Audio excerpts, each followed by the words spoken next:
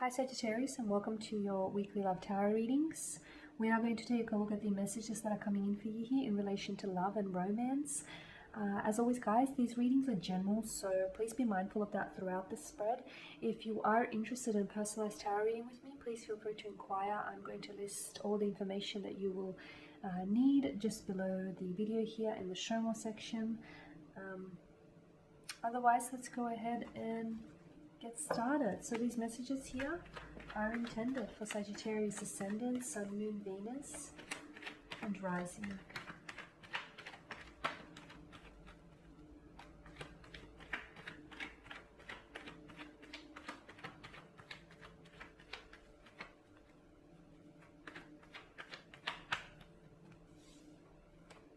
I've got the Devil, the Four of Pentacles, the Four of Wands here, the High Priestess, the Two of Pentacles, and the Queen of Swords. Okay, so with the Devil, this is the Devil in combination with the Four of Pentacles, this is a very strong attachment here, Sagittarius. It almost feels slightly unhealthy as well. It could be like a codependent kind of energy, or it could be that you're forming a very strong attachment towards someone. Now, because the Devil does have like quite a dark setting to it, and the Devil is about obsessions, addictions here, it is a destructive kind of energy. So I feel like there is something about this person, or maybe something about the connection itself, that feels a little destructive.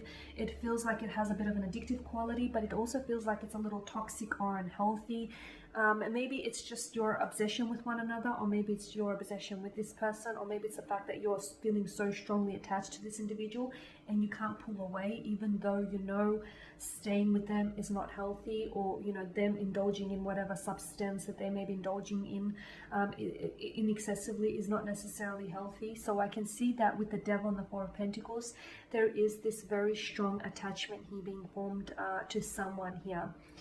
It almost feels as though the Devil doesn't do love, he does lust. So I don't know that you're in love with this individual. You may be, or you may think it's love, but notice how with the Four of Pentacles, notice how the pentacle there is placed in front of his heart. I feel like this is someone whom you're either a little bit closed off to this person. So I don't know that this person is truly familiar with your inner, like with your inner soul. I don't know that this person is truly familiar with your heart, or I don't know that this person knows the way to your heart, is what I'm seeing. I just feel like maybe you think it's love, because love and lust feel very similar.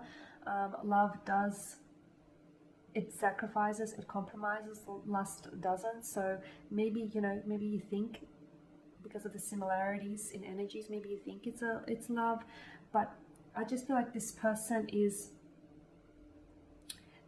feels like they may be like an emotional vampire on you, like they're taking a lot of your energy here, but you can't pull away here. You can't pull away, you can't walk away, you can't end things from this person. For some of you with the Four of Wands, maybe it's because some of you are married. Maybe this is a wife, a husband. Maybe some of you are engaged or have long-term views for this connection. It's not healthy. It's not healthy because the Two of Pentacles indicates that there's this pattern, okay? There's this inconsistencies, or there's this pattern to your connection which is very unhealthy, and it's almost like the Devil and the Two of Pentacles, it's a frivolous type of energy. So I don't know that this person can offer you serious commitment. And I don't know even if you potentially, if this person is showing you their true colors now, and if this is someone whom you're potentially going to, get married and settle down with, what do you think is going to happen then? Do you think that just, your fairy godmother is going to fly in and, it's just going to change things? If this person is showing you who they are now, believe them. And if this person keeps promising you, because I'm seeing patterns, I'm seeing inconsistencies in behaviors, and I'm seeing inconsistencies in what they say and they do, and if someone says something and their actions don't support what they say, they're just blowing hot air. Okay, so people say a lot, talk is cheap. Make sure you watch for what they do. So, and if they're not consistent with what they say and what they do, then I feel like that's a big red flag that you might potentially be overlooking. So I get a Sagittarius that there is a very strong attachment, but I feel like it's coming at a cost. It's coming at the, you know, it's at the expense of your health, of your general well-being, of your you know, your self-esteem here.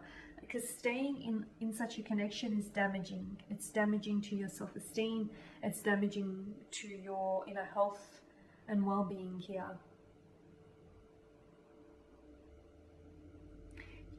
You've got the High Priestess, and the High Priestess does govern intuition. So for a lot of you, you know, you do feel as though this person isn't right for you, or you feel as though this may not necessarily have the happy ending that you want or deserve. You feel as though maybe this person is someone who keeps promising you and doesn't deliver, and it's like you no longer believe them, or you feel as though you feel maybe an obligation to stay in the relationship. Maybe you feel sorry for them on some level. Maybe you feel as though you're the one that, you know, can rescue this person. It's not your job. It's not your job to rescue anyone, okay? This, first and foremost, this person must want to be rescued, and secondly, they have to rescue themselves. It's not your job to go around, you know, and rescuing people. People need to rescue themselves, and they need to first and foremost admit to themselves that they want to be rescued. So I feel like you're being very hopeful, and I feel like you're wanting for this to work, and there's a lot of belief, a lot of faith that you're placing in them. But I just don't know that this person, I don't know that you're being too hopeful here, because I don't know that this person can change. I mean, people can change, they can, but they must want to be able to change. They must want to invite change. And with the Two of Pentacles, I feel like they're either, if this person is addicted to, like, for instance, you know, maybe drugs or excessive drinking or gambling or whatever it is, or just, you know, constant partying, or, you know, different men or women all the time, if they have these, you know, sexual addictions or whatever it is, if this person is addicted, addictions can be very, very hard, and, you know, being in a relationship with an addict can prove very challenging. But this Two of Pentacles, it indicates to me that this person is up and down. Maybe some days they show promise, and maybe some days, you know, they may follow through on what they say, but then they quickly revert back to their old ways. So, you know, it's up to you. You have to use your discretion.